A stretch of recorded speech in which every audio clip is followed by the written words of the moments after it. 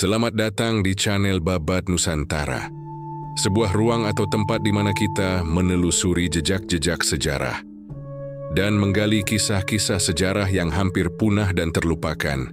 Om Swastiastu, Namo Buddhaya, salam kebajikan. Salam sejahtera bagi kita semua. Dalam tayangan kali ini, kami akan menceritakan tentang sejarah, jejak dan ramalan, kisah kejatuhan Panjalu dan Raja yang menantang takdir. Kabut pagi merambat perlahan di antara lekuk pegunungan barat, menyelimuti hamparan sawah dan hutan-hutan yang masih basah oleh embun. Di kejauhan, lonceng-lonceng kuil berdentang perlahan, seperti nyanyian kuno yang bangkit dari perut bumi. Inilah tanah Panjalu yang kelak dunia kenal sebagai Kadiri. Kerajaan yang tumbuh dari rahim kesuburan berantas, dengan langit yang seperti memberkati tiap musim, dan bumi yang tak pernah enggan memberi. Saat matahari mulai menyeruak dari balik Gunung Wilis, sinarnya memantul di atas permukaan sungai, menari di antara jembatan bambu dan pagar-pagar ladang. Desa-desa hidup dalam ritme yang teratur dan penuh syukur. Tak ada kelaparan, tak ada perang. Para petani menanam dan memanen dengan tenang, sementara para penyair dan resi menulis syair-syair yang memuji kebesaran sang raja, sosok agung yang tak hanya memerintah, tetapi seolah menjadi jembatan antara langit dan bumi. Rakyat menyebutnya Jayabaya.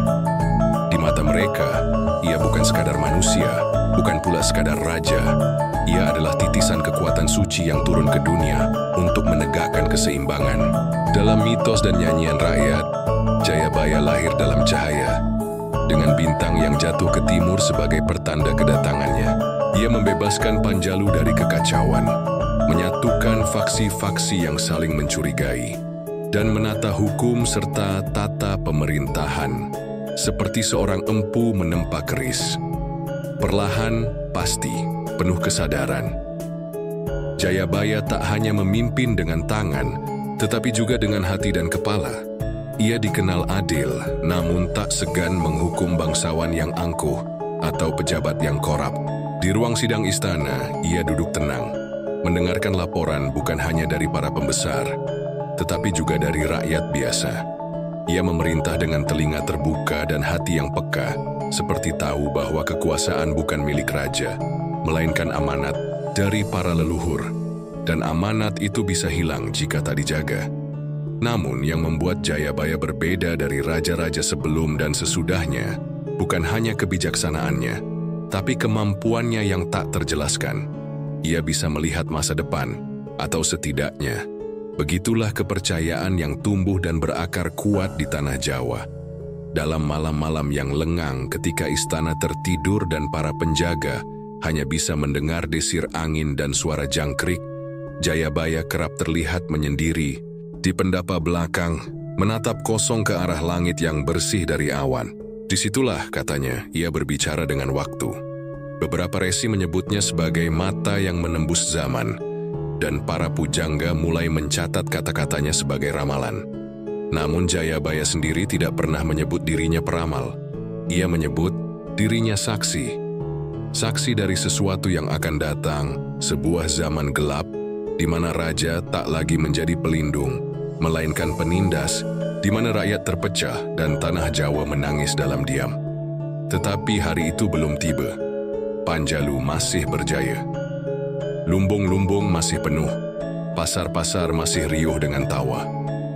Di tengah kejayaan itu, Jayabaya tetap rendah hati, seperti seorang petapa yang diberi mahkota dan selalu sadar bahwa segala yang ia miliki bukanlah kekal. Sebab kekekalan hanyalah milik waktu, dan ia hanyalah pengembara yang sebentar singgah di antara pagi dan senja. Di sebuah pagi yang tenang, saat burung-burung belum lelah berkicau dan langit belum ternoda oleh perang atau darah, Jayabaya menatap barat ke arah matahari yang belum naik tinggi. Di sana ia melihat sesuatu yang tak dilihat oleh yang lain. Sebuah bayangan yang belum menjadi kenyataan. Sebuah kisah yang belum terungkap. Sebuah ramalan yang kelak akan hidup lebih lama daripada dirinya. Dan di bawah langit Panjalu yang biru dan penuh berkah, sejarah pun mulai mencatat, bukan sekadar tentang seorang raja, tetapi tentang lelaki yang berani menatap masa depan dan menuliskannya untuk dunia yang belum siap membacanya. Malam turun perlahan di atas istana Panjalu, menyelimuti menara-menara dan taman-taman kerajaan dalam bayangan lembut cahaya bulan. Angin dari timur berhembus tenang, mengibaskan tirai sutra dan menyusup ke lorong-lorong batu. Di sebuah ruangan terpencil, jauh dari hiruk-pikuk pesta dan suara genderang kemenangan, seorang pria duduk dalam diam, hanya ditemani pelita kecil yang nyalanya berkedip seolah menari bersama bisikan gaib. Ia adalah Raja Jayabaya. Namun malam itu, ia bukanlah raja yang dielu-elukan rakyatnya. Ia bukan sang penguasa yang dicintai oleh petani dan pujangga. Bukan pula titisan dewa yang menjadi lambang kejayaan Panjalu. Di hadapan para pelita, Jayabaya hanyalah seorang manusia, rapuh, resah dan dikejar oleh sesuatu yang tidak bisa ia hentikan, masa depan. Tangannya gemetar ringan saat ia menorehkan aksara ke atas daun lontar. Kata demi kata mengalir, bukan dari pikirannya, tapi seakan dari sesuatu yang lebih dalam. Suaranya nyaris tak terdengar, seperti doa atau ratapan yang ditahan. Ia menulis tentang zaman yang belum datang, zaman edan, ketika kebenaran menjadi abu-abu, ketika raja kehilangan dharma dan rakyat hidup seperti rumput kering yang menunggu api. Ia menulis tentang darah yang menggenang di alun-alun, tentang pedang yang tak memilih leher, tentang pemimpin yang naik bukan karena silsilah, tapi karena keberanian dan kelicikan. Ia melihat seorang pemuda dari bawah, tanpa garis keturunan raja, tapi membawa kekuatan yang bahkan para dewa pun tak bisa cegah. Sosok itu datang seperti gelombang yang tak bisa ditahan, menggulingkan para penguasa yang menyebut diri mereka wakil langit. Ramalan itu bukan sekadar tulisan. Setiap aksara yang Jayabaya goreskan seolah mengoyak hatinya. Ia tidak sedang menulis untuk meramal. Ia sedang menulis untuk memperingatkan kepada siapapun yang akan membaca, kepada masa depan yang belum terjadi. Namun di balik setiap kata, ada luka. Sebab Jayabaya mencintai kerajaannya, mencintai Panjalu seperti seorang ayah mencintai anaknya. Melihat kehancuran yang akan datang membuat dadanya sesak. Ia tidak ingin menjadi pembawa kabar buruk. Tapi ia tahu bahwa menutup mata lebih buruk dari berkata jujur. Dalam salah satu malam yang sunyi itu, Jayabaya menatap pelita yang nyalanya mulai meredup. Ia membisikkan sesuatu ke udara, kepada langit, kepada para leluhur, entah sebagai permohonan atau penyesalan. Ia tidak tahu apakah ramalan-ramalannya akan dihindari atau justru dipenuhi. Ia hanya tahu satu hal, masa depan itu nyata dan ia telah melihatnya. Para pelayan dan penasehat istana mulai menyadari bahwa sang raja lebih sering menyendiri. Mereka membicarakannya dengan pelan, dengan rasa takut dan hormat yang bercampur. Beberapa menyangka Jayabaya telah mencapai derajat keheningan para resi. Yang lain diam-diam takut, karena mereka melihat sorot matanya berubah. Tidak lagi memandang hari ini, tapi seakan menembus lapisan waktu dan kembali membawa kabar buruk. Namun, Jayabaya tetap menulis. Ia menulis tidak untuk dirinya, tetapi untuk generasi yang akan datang. Ramalannya tidak sekadar menggambarkan bencana, tetapi juga harapan. Di antara reruntuhan zaman edan, ia melihat datangnya Ratu Adil, sosok yang akan menegakkan keadilan, menghapus keserakahan, dan memulihkan keseimbangan yang telah lama hilang. Ia tidak tahu kapan, tidak tahu siapa, tapi ia yakin sosok itu akan datang. Dan itulah yang membuatnya terus menulis, meski hatinya remuk oleh apa yang ia lihat. Di luar, istana Panjalu tetap bersinar. Tarian, persembahan, dan puji-pujian terus dilakukan untuk menghormati sang raja. Tetapi di dalam ruang sunyi, di balik tirai dan dinding batu, Jayabaya tahu bahwa waktu tidak akan selamanya berpihak. Ia telah menanam pesan di dalam lembaran, lontar meninggalkan warisan bukan berupa istana atau mahkota, tetapi peringatan. Peringatan yang kelak akan menggema dari zaman ke zaman. menjadi cermin bagi siapapun yang memimpin, dan menjadi bayangan yang tak bisa dihindari oleh siapapun yang berani menyebut dirinya raja. Dan malam pun berlanjut. Bara pelita hampir padam, tapi kata-kata Jayabaya tetap menyala, abadi dalam gulungan waktu, menunggu saatnya dibaca oleh generasi yang siap menerima kenyataan. Kejayaan Panjalu kala itu memancar seperti kilau emas yang baru ditempa di pangkuan para dewa. Dari ujung timur hingga barat, nama Jayabaya dielu-elukan. Lumbung-lumbung penuh, sungai berantas tak pernah kehabisan air, dan para pujangga berlomba-lomba mencipta kakawin untuk mengabadikan kebesaran sang raja dalam syair dan mantra. Rakyat hidup dalam ketenangan yang nyaris utopis, seperti negeri yang dijanjikan para leluhur dalam wahyu-wahyu mereka. Tapi kemegahan itu, seperti segala yang bercahaya, memiliki bayangannya sendiri. Di dalam sanubari Jayabaya, bayangan itu tumbuh perlahan, bukan dari luar, melainkan dari sesuatu yang ia lihat dan pahami, namun tak bisa ia ubah.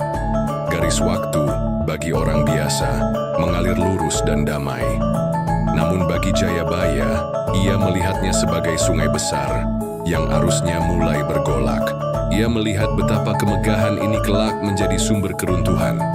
Seperti pohon tua yang buahnya manis tetapi akarnya mulai keropos, Panjalu tengah memasuki fase yang tak kasat mata, zaman sebelum retak. Para penasihat kerajaan yang terbiasa melihat raja dalam perjamuan atau rapat istana mulai gelisah. Mereka mencatat absennya sang raja dari pertemuan-pertemuan penting, dari upacara keagamaan, bahkan dari pesta rakyat. Mereka menyangka Jayabaya mulai ditelan usia, bahwa pikirannya sudah tidak setajam dulu. Beberapa berbisik bahwa mungkin sang maharaja telah jatuh dalam lamunan kekosongan para pertapa, terlalu jauh menyelami dunia para dewa hingga melupakan dunia nyata. Mereka salah. Jayabaya tidak lupa pada kerajaannya. Justru sebaliknya, ia terlalu mencintainya, sampai tak sanggup berpura-pura bahwa semuanya akan baik-baik saja. Di balik dinding batunya, di kamar-kamar sunyi yang diterangi pelita dan dupa, ia berbicara. Bukan kepada manusia, tapi kepada waktu, kepada generasi yang belum lahir, kepada para pemimpin masa depan yang akan membaca kata-katanya di saat semuanya telah hancur. Ia menulis dan terus menulis dengan tinta dan air matanya, ramalan demi ramalan. Dalam salah satu naskah yang kelak dikenal sebagai Jangka Jayabaya, ia mencatat datangnya zaman yang disebutnya zaman Kalabendu, zaman gelap ketika Dharma tidak lagi dihormati, ketika penguasa menjadi pemangsa, dan rakyat dijadikan tumbal demi kekuasaan. Ia menyebut datangnya raja tanpa silsilah, pemimpin dari rakyat jelata, yang akan menggulingkan raja yang merasa dirinya dewa. Bukan sebagai harapan, tetapi sebagai peringatan. Dalam setiap bait yang ia tulis, Jayabaya seperti menyulam benang nasib Panjalu. Ia tidak menulis dalam amarah, tetapi dalam kesedihan yang dalam. Ia tahu kekuasaan tidak kekal. Ia tahu bahwa kemuliaan yang tak dijaga akan berubah menjadi kerakusan. Dan lebih dari segalanya, ia tahu bahwa ramalannya bukan kutukan, melainkan cermin. Cermin bagi para penerusnya untuk bercermin sebelum terlambat. Tetapi manusia selalu punya kecenderungan menutup mata ketika cermin menunjukkan wajah yang tak ingin mereka lihat. Jayabaya mencoba menyampaikan pesan-pesan halus melalui upacara, melalui puisi, bahkan melalui diamnya. Namun pesan yang paling murni ia tinggalkan dalam bentuk tulisan, yang kelak ditemukan oleh para pujangga dan disalin dari generasi ke generasi, hingga menjadi bagian dari kesadaran kolektif tanah Jawa. Dan ketika malam kembali jatuh ke Panjalu, Jayabaya menatap kejauhan dari pendapa batinnya. Suara gamelan terdengar lembut dari desa di kaki bukit, anak-anak tertawa di halaman istana, dan para penjaga mengantuk di bawah pelita. Dunia masih berjalan seperti biasa. Tapi dalam hati sang raja, bayangan telah nyata. Dan dalam bayangan itulah sejarah kelak akan berjalan. Kejayaan Panjalu adalah puncak, tapi setiap puncak punya lereng yang menurun. Jayabaya tahu ia tidak bisa menghentikan turunnya zaman, tapi ia bisa meninggalkan cahaya kecil, nyala dalam gulita, agar kelak ketika malam itu benar-benar datang, masih ada jiwa-jiwa yang tahu arah pulang. Dan disitulah, dalam senyap dan keheningan malam Panjalu yang paling megah, kutukan, dan kebijaksanaan bersatu dalam diri seorang raja yang telah melihat terlalu jauh ke masa depan. Waktu, seperti aliran sungai yang terus mencari muara, akhirnya mencapai puncak takdirnya. Jayabaya, sang raja yang dinanti langit dan dipuja bumi, menua dalam keheningan. Wajahnya yang dulu tegas kini dilukis garis-garis waktu. Sorot matanya yang dahulu mampu menembus batas zaman kini, lebih sering memandang ke langit dengan tatapan yang hanya ia sendiri yang mengerti. Ia tahu, hari-hari terakhirnya sudah dekat, bukan karena sakit, tapi karena waktu sudah sampai pada bagian kisah yang tak bisa ditunda lagi. Istana Panjalu berbenah. Para abdi, resi, dan penasihat mulai membicarakan suksesi dengan suara setengah berbisik, seolah takut membangunkan arwah masa depan yang belum siap hadir. Para pangeran berkumpul, darah biru, silsilah yang tak diragukan, tampan dan gagah, terlatih dalam sastra dan perang.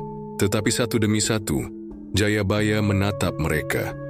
Dan dalam diam ia tahu, tak ada satu pun yang mampu memikul warisan sejati yang ia tinggalkan.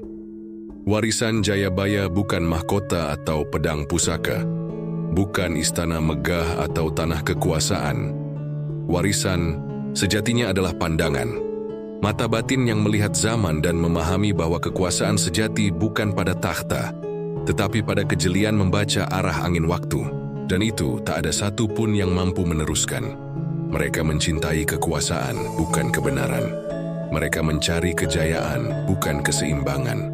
Ketika akhirnya Jayabaya dibaringkan di peristirahatan terakhirnya, kerajaan menggelar upacara agung. Genderang dipukul, dupa dibakar, nyanyian suci dikumandangkan.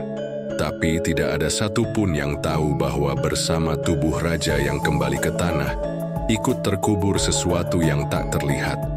Wibawa yang selama ini menahan gelombang kehancuran. Hari-hari setelah kepergian Jayabaya tampak biasa saja. Roda pemerintahan tetap berjalan, upacara tetap dilaksanakan, hukum tetap ditegakkan. Namun ada sesuatu yang berubah, sesuatu yang hanya dirasakan oleh angin malam dan suara jangkrik di sudut istana. Panjalu perlahan kehilangan arah. Para penerusnya meski berasal dari darah yang sah, tidak membawa cahaya dalam pandangan mereka. Mereka memerintah dengan protokol, bukan dengan nurani. Mereka menjaga istana, tetapi tidak menjaga makna. Sebagian mulai menjadikan kekuasaan sebagai tujuan, bukan sarana. Sebagian bahkan mulai percaya bahwa gelar lebih penting daripada tugas suci memimpin. Dan dari luar tembok Panjalu, suara-suara kecil mulai terdengar. Kerajaan-kerajaan kecil yang dulu tunduk mulai menggeliat. Tatanan yang selama ini kokoh karena wibawa Jayabaya kini mulai retak karena tak ada satu pun yang mampu mengisi kekosongan batin itu. Panjalu masih tampak megah, tetapi di dalamnya tumbuh sesuatu yang rapuh. Ramalan Jayabaya perlahan mulai terasa, bukan sebagai nubuatan, tetapi sebagai kenyataan yang menjelma. Apa yang ia tulis dahulu dengan getar di tangan, kini mulai tampak sebagai peristiwa. Dan para penerusnya, mereka hanya membaca ramalan itu sebagai mitos, bukan cermin. Pewaris tanpa warisan, itulah takdir Panjalu setelah kepergian Jayabaya. Mereka memiliki takhta tetapi kehilangan arah. Mereka memiliki kekuasaan tetapi tidak punya kejelasan tujuan. Dan dalam kekosongan itulah sejarah mulai menyusun bab berikutnya. Bab di mana api yang dulu menyala terang mulai meredup. Dan dari bayang-bayang remang itu, kekuatan baru mulai tumbuh. Kekuatan yang tak berasal dari istana, tetapi dari akar bumi. Kekuatan yang suatu hari akan menantang mahkota. Tapi malam itu, di sudut sunyi istana, hanya angin yang tahu bahwa masa keemasan Panjalu telah selesai. Bukan dengan letusan perang, tapi dengan lenyapnya cahaya dari dalam diri para pemimpinnya. Kerajaan masih berdiri, temboknya tegak, menaranya menjulang, upacaranya tetap megah, tetapi nadinya melemah. Seperti tubuh yang kehilangan semangat hidup, Panjalu menjalani hari-hari kejayaannya dalam ilusi. Rakyat masih tunduk, para pejabat masih menjunjung sembah, tetapi udara di sekitar istana telah berubah. Dan ketika nama Kertajaya mulai disebut dalam upacara penobatan, alam seakan menahan napas. Kertajaya, sang raja baru, datang bukan sebagai pelanjut hikmah, melainkan sebagai pencari kejayaan. Ia bukan murid dari bayang-bayang Jayabaya, tetapi pemburu sinar yang lebih terang, meski harus membakar pusaka untuk mencapainya. Dalam dirinya tak ada kerinduan untuk menjaga tatanan yang diwariskan para dewa. Yang ada hanyalah ambisi yang membara. Api yang tak terlihat, tetapi membakar perlahan dasar-dasar Panjalu. Ia ingin disembah, bukan dicintai. Ia tidak menapak di atas warisan leluhur, melainkan melangkahi mereka. Di singgasananya, ia tak duduk sebagai pelindung rakyat, tetapi sebagai penguasa atas langit dan bumi. Kertajaya mulai mengubah wajah kerajaan, bukan hanya dalam hukum dan upacara, tetapi dalam batin kekuasaan itu sendiri. Satu demi satu, batas yang dulu dijaga mulai diterobos. Ia membangun kuil-kuil baru, tetapi bukan untuk menyembah para dewa, melainkan untuk menyematkan citranya sendiri di dalamnya. Ia mengangkat pendeta istana yang setia pada takhta, bukan pada dharma. Ia menciptakan dogma-dogma baru, menjadikan kekuasaannya suci dan menyamakan titahnya dengan wahyu langit. Bagi sebagian rakyat, ia adalah bayangan raja ilahi. Tapi bagi para bijak, ia adalah pertanda zaman mulai menyimpang. Yang paling gelisah adalah para Brahmana. Brahmana, penjaga suci antara dunia manusia dan dunia para dewa, pewaris ajaran dan juru bicara dharma, mulai melihat sesuatu yang tak bisa mereka diamkan. Mereka menyaksikan bagaimana tempat suci dijadikan panggung kekuasaan.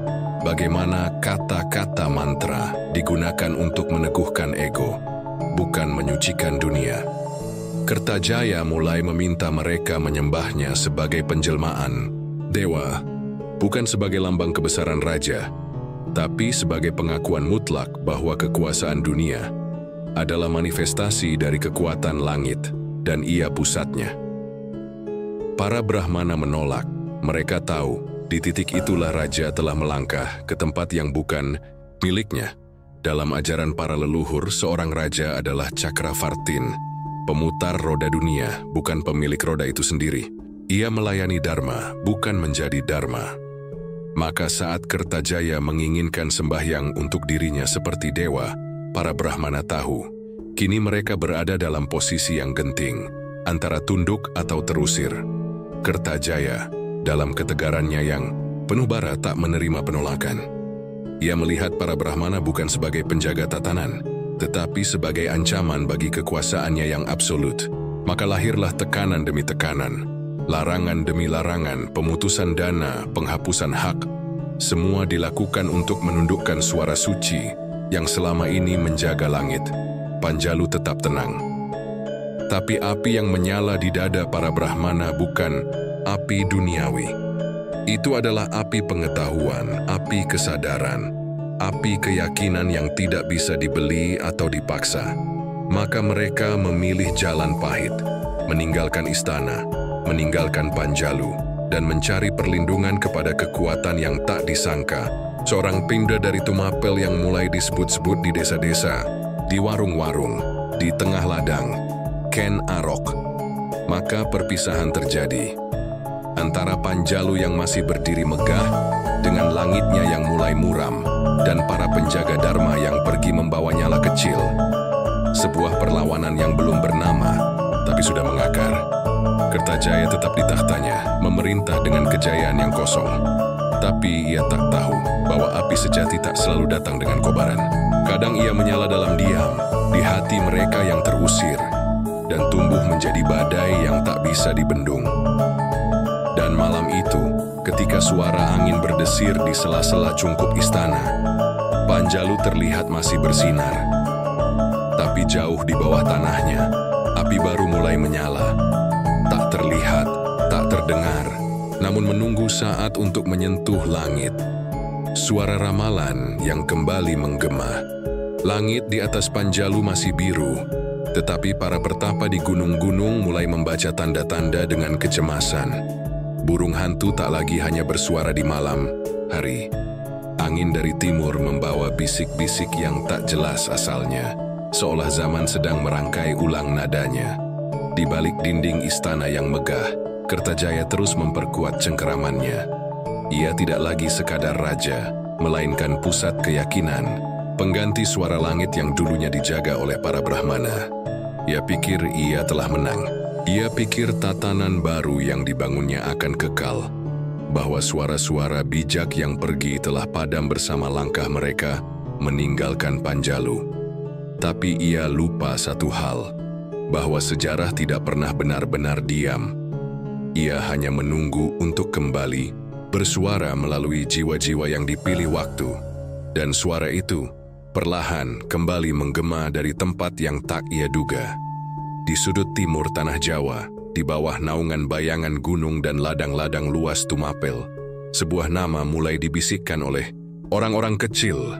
Nama itu bukan milik bangsawan, bukan nama dari silsilah panjang, bukan darah biru, tapi mengandung bara yang aneh, liar, dan magnetik.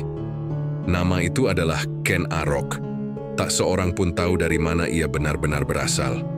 Konon, ia hanya seorang pengawal rendahan. Ada pula yang berbisik ia dibesarkan oleh seorang pencuri. Tapi dari bibir ke bibir, ia tumbuh jadi legenda sebelum waktunya. Bukan karena kekuatannya, tapi karena auranya, karena seolah di dalam dirinya ada sesuatu yang telah lama ditulis dalam naskah-naskah ramalan. Para Brahmana yang terusir dari Panjalu, yang kini mencari perlindungan ke Tumapel, adalah yang pertama menyadari tanda-tanda itu. Mereka mengenang satu bagian dari Jangka Jayabaya yang dahulu hanya dianggap sebagai bahasa metafora. Kelak akan datang seorang dari Kaula, tak dikenal darahnya, tapi bersinar langkahnya. Ia akan menantang dewa-dewa palsu, dan bumi akan bergetar oleh kemunculannya.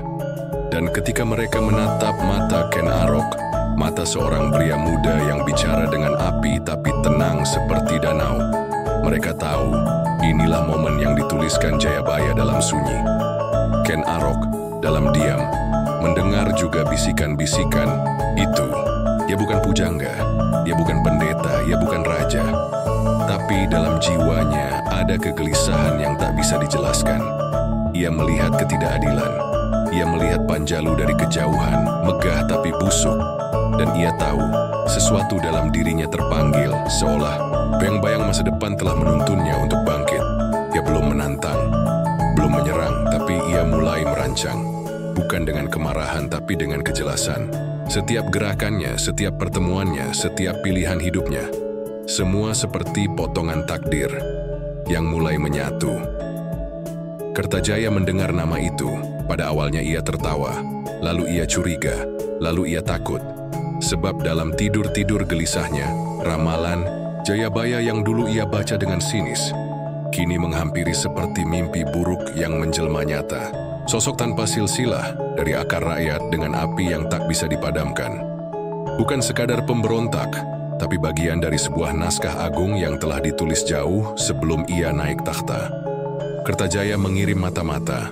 Ia kirim peringatan, ia kirim ancaman, tapi sejarah tidak bisa diancam. Dan malam demi malam langit Panjalu mulai bergetar pelan. Bukan oleh perang, tapi oleh sesuatu yang lebih dahsyat. Oleh hadirnya seseorang yang membawa gema masa lalu dan cahaya masa depan. Ramalan Jayabaya, yang dahulu disimpan di lemari-lemari kitab tua, kini berjalan dalam daging dan darah. Dan dunia mulai bersiap, sebab suara yang lama terkubur itu telah bangkit, bukan sebagai naskah, tetapi sebagai nyala hidup Ken Arok, dharma terakhir sang raja. Malam-malam Kertajaya tak lagi tenang, bukan karena musuh yang menyerang tembok atau pemberontakan terbuka di tanah-tanah taklukan, melainkan oleh sesuatu yang jauh lebih sunyi, bisikan yang merayap masuk ke dalam dadanya, menusuk lewat kesepian yang tak dapat dihindari siapapun yang pernah duduk di singgasana terlalu lama. Dalam balairung istana yang dingin, di antara harum dupa dan kilau permata mahkota, Kertajaya duduk sendirian. Tangannya memegang lembaran. Lontar tua yang mulai aus dimakan waktu. Jangka Jayabaya. Dahulu ia anggap ramalan itu sebagai sekadar warisan pujangga yang terlalu larut dalam metafora. Kini setiap katanya terasa seperti cermin yang memantulkan wajahnya. Wajah seorang raja yang perlahan menjadi bayangan dari masa depannya sendiri.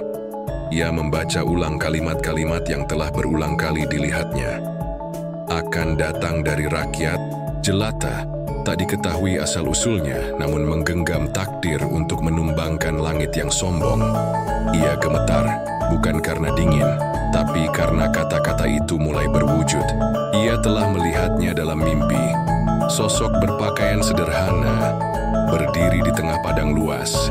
Matanya menyala bagai bara, dikelilingi oleh rakyat yang bersorak, dan di belakangnya, istana terbakar. Kertajaya mencoba menolak. Ia membuat aturan, baru menekan warta dari luar istana, menghapus nama Ken Arok dari setiap mulut yang berani mengucapnya di dalam Panjalu. Tapi seperti air yang merembes dari retakan batu, nama itu tetap mengalir, masuk lewat pelayan istana, lewat prajurit yang bertugas, lewat para pedagang yang membawa kabar dari timur. Tumapel bukan lagi bayangan kecil. Ia mulai membesar, dan wajah Ken Arok menjadi ikon pemberontakan yang tak bisa lagi diabaikan. Para penasihat mencoba menenangkan sang raja. Mereka bilang, Tumapel kecil, bahwa Panjalu telah lama berjaya, bahwa Ken Arok hanyalah bayangan sesaat. Tapi Kertajaya tahu lebih dari siapapun, bahwa kekuasaan bukanlah perkara jumlah prajurit atau panjang benteng. Kekuasaan adalah urusan batin, urusan keyakinan. Dan kini, bahkan batinnya sendiri pun telah goyah. Dalam sunyi terdalamnya, Kertajaya sadar. Ia sedang tidak hanya berhadapan dengan manusia, ia berhadapan dengan takdir. Dan takdir, sebagaimana dikatakan oleh Jayabaya berabad silam, bukan untuk dilawan dengan pedang, tapi untuk dihadapi dengan keberanian, atau ditelan dalam kesombongan. Maka malam itu, ia duduk di singgasananya lebih lama dari biasanya. Tidak sebagai raja yang gagah, tapi sebagai manusia yang mendengar derap langkah sejarah mendekat. Ia tahu waktunya telah dekat. Ia tahu dharma yang ia khianati kini kembali menagih keseimbangan. Ia memanggil para pendeta istana, bukan untuk meminta mereka menyembahnya, tapi untuk bertanya, apakah masih ada jalan kembali? Mereka menunduk, terlambat, langit telah bicara. Di medan ganter, kelak, darah akan tertumpah. Sebuah pertempuran akan menjadi akhir dari satu zaman dan awal dari di sisi yang lain. Tapi malam ini di istana Panjalu yang sunyi, seorang raja telah mengalami kekalahannya yang sejati, bukan oleh pedang, tapi oleh dirinya sendiri. Dan saat pelita-pelita istana mulai padam satu persatu, hanya satu nyala yang tersisa di ruang takhta. Kertajaya memandangnya lama. Dalam cahaya itu ia tak melihat kekuasaannya, hanya bayangan Jayabaya, berdiri diam, menyaksikan dharma terakhir yang masih bisa ia tegakkan, menerima takdir yang tak bisa lagi dielakkan. Jejak yang ditinggalkan, Jayabaya Prangganter meletus seperti badai yang tak terbendung, menggulung segala yang ada di jalannya. Panjalu yang dulunya berdiri megah di bawah sinar matahari, kini runtuh perlahan, patah-patah seperti batang bambu yang tersapu arus sungai yang deras. Para prajurit Panjalu berjuang hingga darah mengalir di tanah yang pernah mereka cintai. Namun kekuatan mereka tak mampu menahan gelombang yang datang dari rakyat jelata, yang kini dipimpin oleh Ken Arok. Di medan perang, tubuh Kertajaya, sang raja yang dahulu gagah, terjatuh. Tak hanya tubuhnya yang roboh, tapi juga semua yang dibangun di atas kesombongan dan keangkuhan. Namun, meskipun istana dan pasukan Panjalu jatuh seperti runtuhnya langit, satu hal tetap bertahan, nama Jayabaya. Jayabaya tak lagi duduk di takhta, tak lagi memimpin dengan tangan yang memegang pedang atau simbol kerajaan. Namun ramalan-ramalan yang ia tulis, kata-kata yang ditinggalkan dalam sunyi dan doa, terus bergaung di setiap desa, di setiap kaki gunung, dan di setiap hati rakyat yang percaya pada takdir. Sejarah yang biasanya dilihat sebagai kisah yang sudah berlalu, kini terasa seperti sesuatu yang lebih dari itu. Sesuatu yang menyentuh masa depan. Di setiap gubuk sederhana, di setiap kebun padi, orang-orang masih membicarakan ramalan Jayabaya. Cureiko tidak hanya mengenang kejayaan yang pernah ada, tapi juga mencoba memahami apa yang akan datang. Kelak akan ada yang datang dari rakyat jelata, bisik mereka. Ia akan menantang langit yang sombong, dan tanah ini akan bergetar. Tidak ada satupun yang bisa mengubah kenyataan bahwa masa depan itu masih penuh dengan misteri. Tetapi yang bisa mereka lakukan adalah melihat ke dalam jejak-jejak yang ditinggalkan Jayabaya. Ia tidak hanya menulis tentang masa depan yang penuh darah dan kesenyawan, tetapi juga tentang perubahan yang datang, tentang kebangkitan yang tersembunyi dalam keruntuhan. Dan meskipun tak ada lagi takhta yang ia duduki, meskipun tidak ada lagi kerajaan yang dipimpin dengan tangan besinya, Jayabaya tetap hidup dalam setiap ramalan yang dibaca, dan dalam setiap langkah yang diambil oleh mereka yang percaya bahwa masa depan meskipun gelap masih bisa diubah. Generasi demi generasi Jayabaya menjadi lebih dari sekadar raja. Ia menjadi simbol dari harapan dan peringatan, dari kebijaksanaan yang tak pernah benar-benar pudar. Orang-orang mulai berbicara tentang jangka Jayabaya bukan hanya sebagai catatan sejarah, tetapi sebagai panduan hidup. Dalam setiap perayaan dan doa, di bawah langit yang telah lama ditinggalkan oleh kekuasaan, mereka mengenang sang raja yang melihat jauh melampaui zamannya. Dan di tengah kegelapan yang datang dengan kehancuran Panjalu, mereka bertanya, apakah ramalan itu memang dituliskan untuk dipenuhi? Atau apakah kita masih punya pilihan untuk mengubah arah seperti yang pernah ditulis Jayabaya dalam kata-kata terakhirnya? Jayabaya tidak pernah benar-benar meninggalkan tanah Jawa. Ia tinggal dalam legenda, dalam setiap tanya yang belum terjawab, dalam setiap harapan yang hidup di masa depan yang belum terlahir. Dharma terakhir sang raja. Malam-malam Kertajaya tak lagi tenang, bukan karena musuh yang menyerang tembok atau pemberontakan terbuka di tanah-tanah taklukan, melainkan oleh sesuatu yang jauh lebih sunyi. Bisikan yang merayap masuk ke dalam dadanya, menusuk lewat kesepian yang tak dapat dihindari siapapun yang pernah duduk di singgasana terlalu lama. Dalam balairung istana yang dingin, di antara harum dupa dan kilau permata mahkota, Kertajaya duduk sendirian. Tangannya memegang lembaran, lontar tua yang mulai aus dimakan waktu. Jangka Jayabaya. Dahulu ia anggap ramalan itu sebagai sekadar warisan pujangga yang terlalu larut dalam metafora. Kini setiap katanya terasa seperti cermin yang memantulkan wajahnya. Wajah seorang raja yang perlahan menjadi bayangan dari masa depannya sendiri. Ia membaca ulang kalimat-kalimat yang telah berulang kali dilihatnya. Akan datang dari rakyat, jelata tak diketahui asal-usulnya, namun menggenggam takdir untuk menumbangkan langit yang sombong. Ia gemetar, bukan karena dingin, tapi karena kata-kata itu mulai berwujud. Ia telah melihatnya dalam mimpi, sosok berpakaian sederhana, berdiri di tengah padang luas, matanya menyala bagai bara, dikelilingi oleh rakyat yang bersorak, dan di belakangnya istana terbakar. Kertajaya mencoba menolak. Ia membuat aturan, baru menekan warta dari luar istana, menghapus nama Ken Arok dari setiap mulut yang berani mengucapnya di dalam Panjalu. Tapi seperti air yang merembes dari retakan batu, nama itu tetap mengalir, masuk lewat pelayan istana, lewat prajurit yang bertugas, lewat para pedagang yang membawa kabar dari timur. Tumapel bukan lagi bayangan kecil, ia mulai membesar, dan wajah Ken Arok menjadi ikon pemberontakan yang tak bisa lagi diabaikan. Para penasihat mencoba menenangkan sang raja. Mereka bilang, Tumapel kecil, bahwa Panjalu telah lama berjaya, bahwa Ken Arok hanyalah bayangan sesaat. Tapi Kertajaya tahu lebih dari siapapun bahwa kekuasaan bukanlah perkara jumlah prajurit atau panjang benteng. Kekuasaan adalah urusan batin, urusan keyakinan. Dan kini, bahkan batinnya sendiri pun telah goyah. Dalam sunyi terdalamnya, Kertajaya sadar. Ia sedang tidak hanya berhadapan dengan manusia. Ia berhadapan dengan takdir. Dan takdir, sebagaimana dikatakan oleh Jayabaya berabad silam, bukan untuk dilawan dengan pedang, tapi untuk dihadapi dengan keberanian, atau ditelan dalam kesombongan.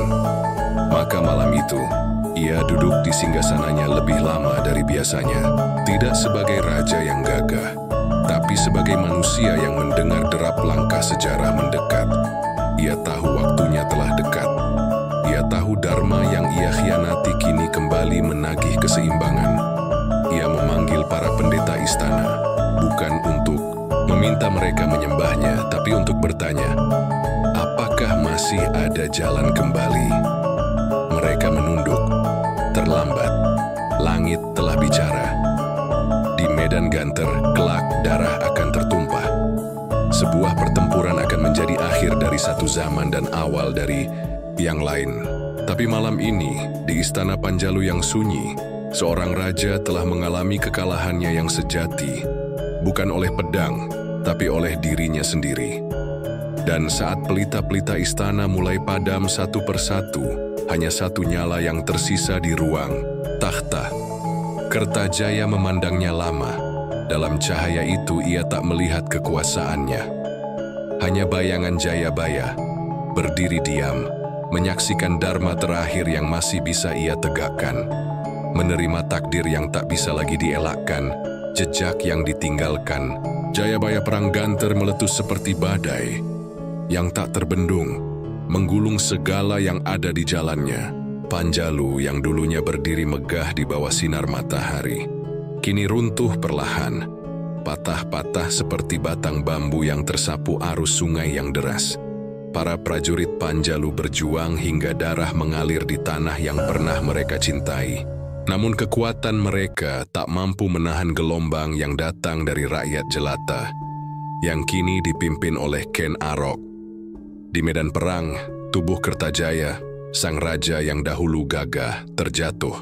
Tak hanya tubuhnya yang roboh, tapi juga semua yang dibangun di atas kesombongan dan keangkuhan. Namun, meskipun istana dan pasukan Panjalu jatuh seperti runtuhnya langit, satu hal tetap bertahan, nama Jayabaya. Jayabaya tak lagi duduk di takhta, tak lagi memimpin dengan tangan yang memegang pedang atau simbol kerajaan, namun ramalan-ramalan yang ia tulis, kata-kata yang ditinggalkan dalam sunyi dan doa, terus bergaung di setiap desa, di setiap kaki gunung, dan di setiap hati rakyat yang percaya pada takdir. Sejarah yang biasanya dilihat sebagai kisah yang sudah berlalu, kini terasa seperti sesuatu yang lebih dari itu. Sesuatu yang menyentuh masa depan. Di setiap gubuk sederhana, di setiap kebun padi, orang-orang masih membicarakan ramalan Jayabaya. Mereka tidak hanya mengenang kejayaan yang pernah ada, tapi juga mencoba memahami apa yang akan datang. Kelak akan ada yang datang dari rakyat jelata, bisik mereka. Ia akan menantang langit yang sombong, dan tanah ini akan bergetar. Tidak ada satu pun yang bisa mengubah kenyataan bahwa masa depan itu masih penuh dengan misteri. Tetapi yang bisa mereka lakukan adalah melihat ke dalam jejak-jejak yang ditinggalkan Jayabaya. Ia tidak hanya menulis tentang masa depan yang penuh darah dan kekacauan, tetapi juga tentang perubahan yang datang, tentang kebangkitan yang tersembunyi dalam keruntuhan. Dan meskipun tak ada lagi takhta yang ia duduki, meskipun tidak ada lagi kerajaan yang dipimpin dengan tangan besinya, Jayabaya tetap hidup dalam setiap ramalan yang dibaca dan dalam setiap langkah yang diambil oleh mereka yang percaya bahwa masa depan, meskipun gelap, masih bisa diubah. Generasi demi generasi, Jayabaya menjadi lebih dari sekadar raja. Ia menjadi simbol dari harapan dan peringatan, dari kebijaksanaan yang tak pernah benar-benar pudar. Orang-orang mulai berbicara tentang jangka Jayabaya bukan hanya sebagai catatan sejarah, tetapi sebagai panduan hidup. Dalam setiap perayaan dan doa, di bawah langit yang telah lama ditinggalkan oleh kekuasaan. Mereka mengenang sang raja yang melihat jauh melampaui zamannya. Dan di tengah kegelapan yang datang dengan kehancuran Panjalu, mereka bertanya, apakah ramalan itu memang dituliskan untuk dipenuhi? Atau apakah kita masih punya pilihan untuk mengubah arah, seperti yang pernah ditulis Jayabaya dalam kata-kata terakhirnya? Jayabaya tidak pernah benar-benar meninggalkan tanah Jawa. Ia tinggal dalam legenda, dalam setiap tanya yang belum terjawab, dalam setiap harapan yang hidup di masa depan, yang belum terlahir. Kisah ini berakhir di sini, namun jejak-jejak Jayabaya akan tetap tercetak di dalam setiap lembaran sejarah yang akan datang. Apakah takdir dapat diubah? Atau apakah kita hanya mengikuti jejak yang telah ia tinggalkan?